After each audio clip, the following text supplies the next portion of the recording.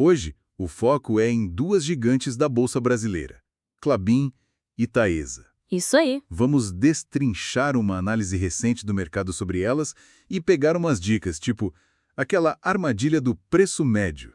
Exatamente. A ideia é ver os argumentos, né? Se estão atrativas agora, os números por trás disso e o que importa para quem busca dividendo e crescimento a longo prazo. Legal. Então vamos começar com a Klabin, KLBN. A fonte que a gente viu, ela indica que, apesar de ser uma empresa boa, o preço na época, ali por R$ 13,80 para a KLBN4, ainda não estava naquele ponto ideal, sabe?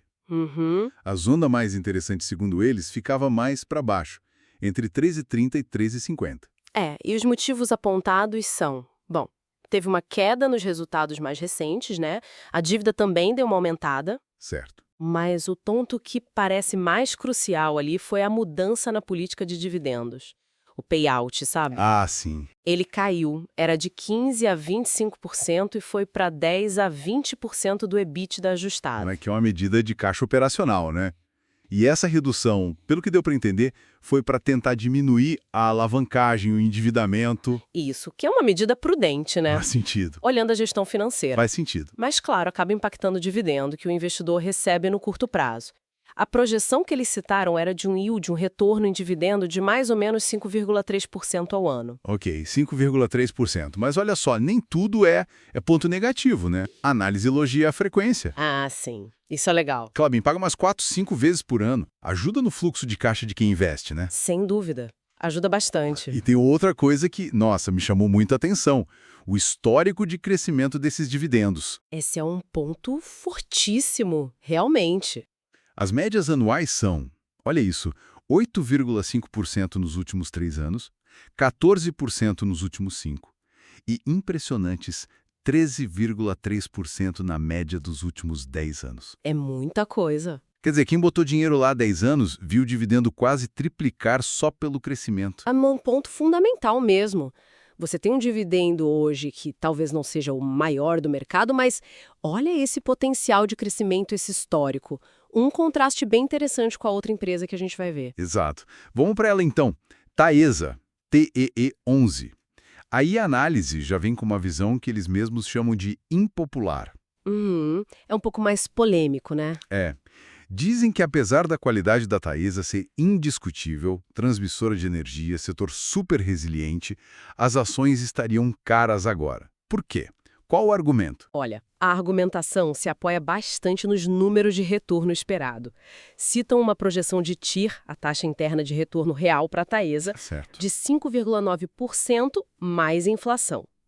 Isso segundo uma estimativa do BTG na época. E qual o problema disso? O problema é que, na mesma época, um título público como o Tesouro IPCA Plus 2035 estava oferecendo mais, tipo 7,2% mais inflação. Ah, entendi. Aí fica a pergunta, né? Vale a pena correr o risco da ação para ter um retorno esperado menor que o da renda fixa mais segura? É uma pergunta pertinente. E tem mais coisa para sustentar essa visão de preço alto? Sim, sim.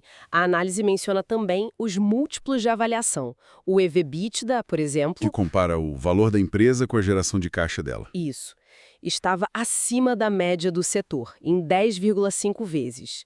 Aponta também para a alavancagem, a dívida, considerada alta, com dívida líquida sobre EBITDA projetada em 4,6 vezes. Quase 5 vezes. É alto mesmo.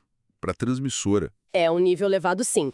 E outro ponto bem crítico que levantaram, a sugestão de que uma parte dos dividendos talvez estivesse sendo paga com mais dívida, porque a geração de caixa sozinha não estaria cobrindo os investimentos e os proventos. Nossa, e o crescimento do dividendo? Que na Klabin foi aquele show todo. E na Taesa? Pois é, aqui o cenário descrito é bem diferente. O oposto, na verdade. Sério? Nos últimos 10 anos, o crescimento médio anual do dividendo da Taesa foi de só 1%. Basicamente ficou estável, perdeu para a inflação nesse período. Caramba! E se pegar os últimos 3 anos, a média foi até negativa, teve queda. Que diferença para Klabin nesse ponto. Muita diferença. Mas é importante fazer a ressalva que a própria análise fez. Não é para sair vendendo Taesa desesperadamente. Ah, bom. A dívida, por exemplo, apesar de alta, tem o contraponto da previsibilidade da receita das transmissoras, que é bem estável. O foco da crítica deles não é a qualidade da empresa em si, sabe? É mais o preço atual da ação, comparado com o retorno que se espera e, principalmente, essa falta de crescimento recente do dividendo. Entendi. O ponto é o preço versus o que se recebe de volta em yield e crescimento. Exato. E saindo um pouco das empresas, a análise deu umas dicas práticas, né? Uma foi um alerta bem direto, para esquecer essa ideia de preço médio. Ah, isso é clássico e perigoso. É, aquela mania de comprar mais de uma ação que caiu só para melhorar o médio. Eles dizem que é uma cilada, que a decisão de comprar ou vender tem que ser baseada nos fundamentos da empresa, nas perspectivas, no preço teto, e não no preço que você pagou antes. Perfeito. Focar no passado atrapalha a decisão futura. E teve outra dica legal, né? Sobre o que fazer com os dividendos depois de atingir a independência financeira. Sim. Qual foi a sugestão? A sugestão é, talvez, não sacar tudo. Sacar só uma parte, tipo metade, e reinvestir o resto. Interessante. Por quê? Para acelerar ainda mais o efeito bola de neve da renda passiva. E também cria tipo uma camada extra de segurança, né? Se os dividendos caírem numa crise, você tem aquele reinvestimento ajudando a compensar. Boa estratégia. Faz sentido para proteger a renda futura.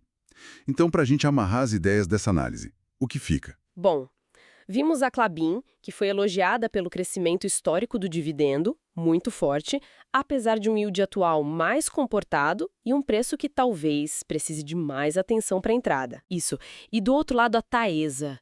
Dividendos consistentes, sim, mas com crescimento bem baixo, quase zero nos últimos anos, e um preço considerado elevado em relação ao retorno potencial. E a lição importante, cuidado com a armadilha do preço médio. Foco nos fundamentos sempre. Exatamente. E acho que fica uma reflexão, né? Na hora de montar a carteira para dividendos, qual o peso que a gente dá para cada coisa? Para aquele potencial de crescimento do dividendo, mesmo que o yield hoje não seja tão alto. Como na Klabin, talvez? Versus a consistência em um yield atual mais gordo, mas com pouco ou nenhum crescimento, e um preço que talvez já esteja meio esticado. Como talvez na Taesa, segundo essa análise. Exato. Onde está o equilíbrio ideal para cada investidor? É uma questão central, né, para pensar a longo prazo.